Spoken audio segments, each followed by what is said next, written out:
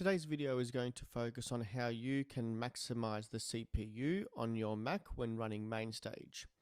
So here are my top 10 tips of how you can ensure that MainStage will run smoothly.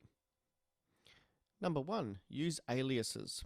When setting up your MainStage concert, rather than copy and paste patches that need to be doubled or tripled in the traditional format, I would be copying and paste as aliases. That'll ensure that MainStage doesn't double up on samples and other sorts of files that may increase the file size. Number 2, minimize screen clutter. You may have a lot of controls or triggers that are on your screen, on your MainStage screen. If you don't need them, get rid of them. That'll just ensure that MainStage only has to do what it needs to do. Turn off the Wi-Fi.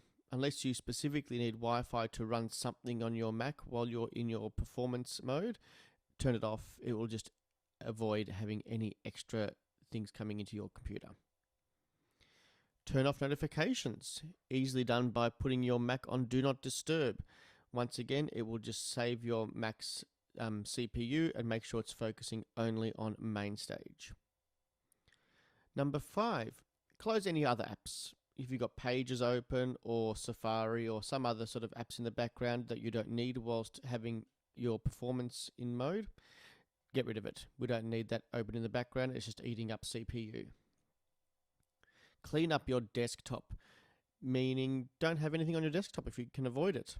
When I got my first MacBook, I specifically bought it for the purposes of MainStage and only have basically MainStage and a few other music apps on there. But otherwise it's a dedicated machine for MainStage and it runs extremely smoothly.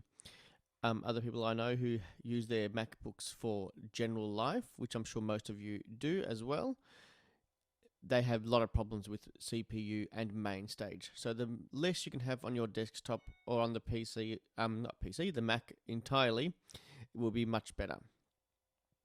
Keep large files on an external hard drive. This will once again ensure that the hard drive on your Mac is free to run MainStage smoothly. So large files could be videos or photos or large documents, PDFs, books, etc. But just get them all off the computer and onto an external hard drive. Number 8, minimize the apps you have on your Mac. I did a huge cleanup of one of my iMacs a few years ago and just got rid of all the apps that I don't use frequently and put them onto an external hard drive and ran them off there, and all of a sudden my Mac ran much smoothly. So that will just help your MainStage also. Number 9, use an audio interface when you're performing. That is really useful. If you're taking the inbuilt audio, it can tend to lag or not be a good quality and also produce a bit of crackling. The audio interface helps to filter out all that noise clutter and also just gives you a cleaner sound and takes a bit of the pressure off the CPU in providing audio also. Finally, number 10, if you're using a MacBook, make sure it's plugged into the power. That'll just keep the Mac running and not feel like it's going to die anytime soon. Thanks, hope some of these tips have been useful.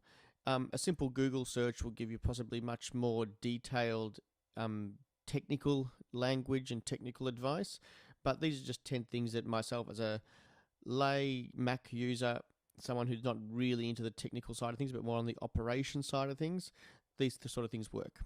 Thank you. If you'd like to learn more about my MainStage work or purchase some of my MainStage, head over here to tonytoppi.weebly.com, head down to keyboard programming, and you'll be able to see all the work that I am doing in this field.